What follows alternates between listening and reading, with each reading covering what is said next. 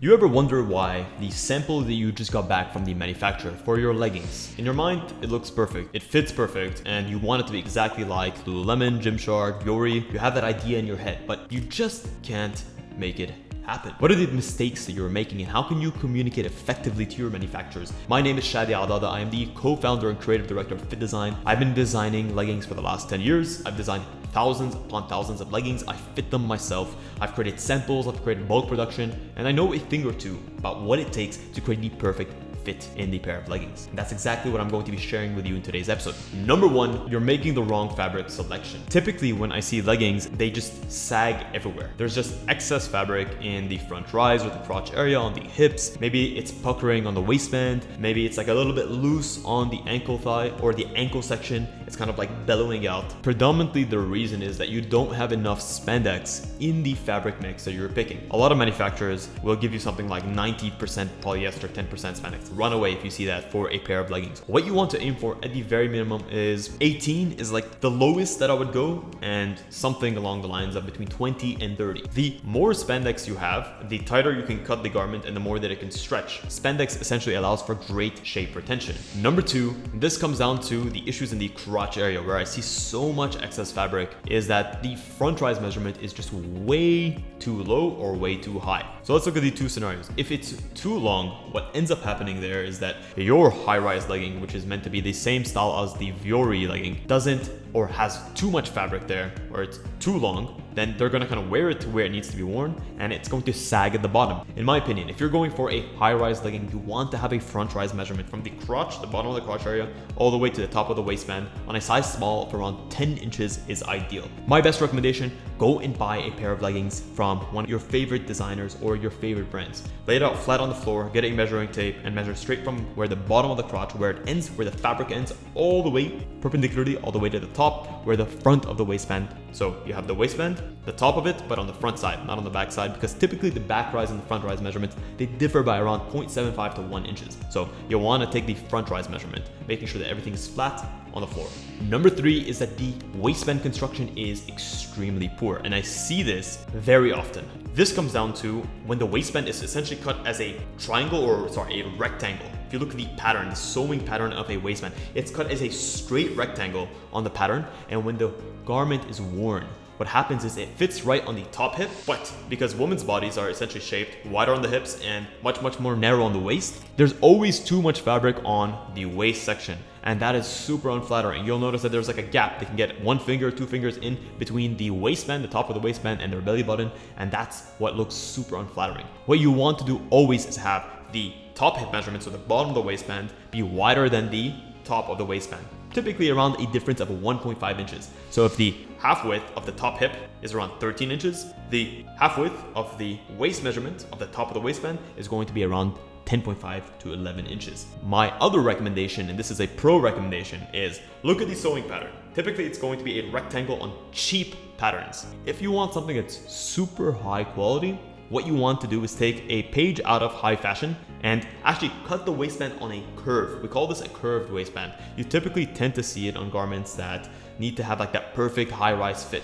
Number four is that your inseam length is completely off and the ankle half width at the bottom is off. So what happens when your inseam length is too off? It's just gonna be way too long. So you're gonna end up with a lot of fabric at the bottom and it's going to bunch up. It's gonna look super unflattering. At the same time, the ankle, because it might be cut too wide or too loose, is not going to actually fit correctly. It's not going to hit on the ankle where it needs to hit. So it might be dropped and it's just gonna end up bellowing out. It's not going to have that nice sort of flat effect on the ankle itself. In my experience, most leggings that are going to fit perfectly for the majority of the population, not too petite in terms of women and not too long in terms of women, is going to be a 27.5-inch inseam legging for a size small. Number five is that you're using the wrong seams completely on your garment. I hate to see this, but when I see a legging and they use a traditional plain seam, which is basically the fabric is put edge to edge and it's folded and you have the allowance on the inside, that's it, and you see a traditional seam, two things happen. Number one, that allowance has to go somewhere. So what ends up happening is it's folded in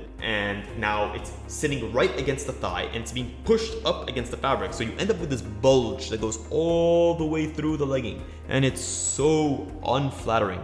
At the same time, that bulge, where the seams or where the two fabrics are aligned, because it's being stretched out, it might be stretched out more on the thigh versus than on the ankle. The shadow between the two actual fabrics ends up going larger and smaller, which looks super unflattering.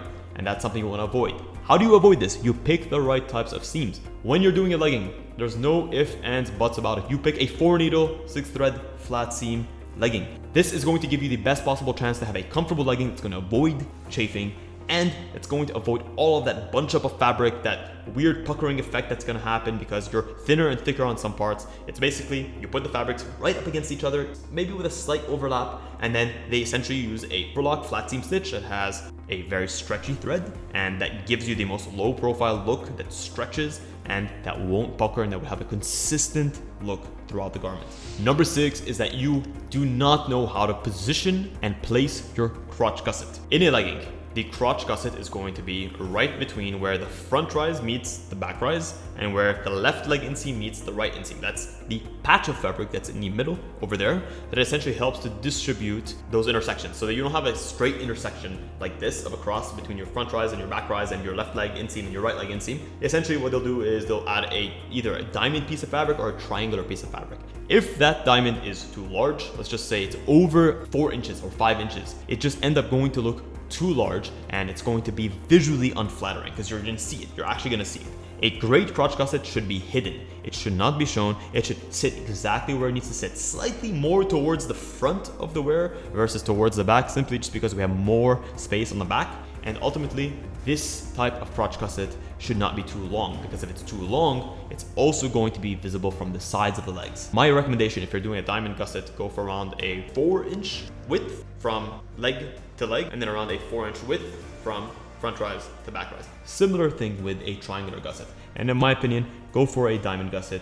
That's what most of the big brands use. Number 7 is that your hip measurement, the widest hip measurement, which is typically it's towards the bottom 3/4 of where the crotch length is, and you go outwards. You'll notice that that is the largest width part of the garment. If that measurement is too large, which sometimes happens, especially if you have a side seam, they cut it way too large. What ends up happening is that you just get way too much fabric on the crotch area, and that can create those waves of fabric or the streaks that just make the garment look unruly and makes it look super saggy. And that measurement typically scales by around 1 inch or 1.25 inches between sizes. So if it's on a size small, it might be 14.5. If it's on a size medium, it's going to be 14.5 plus 1.25, which is 15.75. Last but not least, it's going to be the fabric weight. The GSM that you pick is key. In the early days of Lululemon, Chip Wilson looked at the leggings that were on the market, and what he noticed was that the leggings were cut way too tight, so they were fit incorrectly, and at the same time, the type of fabric that was being used was way too thin.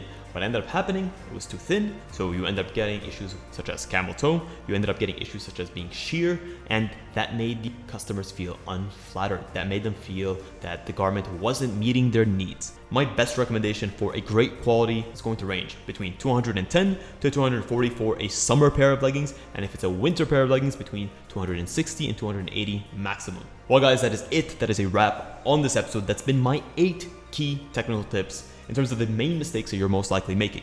Have you guys ever made these mistakes, or did you just realize that you might have made 1 or 2 of these mistakes? Let me know in the comments below. If you want my personal opinion, maybe you have a sample that's just arrived from a manufacturer and you want me to hop on a quick video call with you to give you actionable steps on how to improve it so that we can perfect the fit. You can check the link in the description. I offer one-on-one consultation calls every single week. I say this from the very bottom of my heart. Thank you so much for tuning into this episode of Fittdesign TV. Until next week's episode, stay awesome.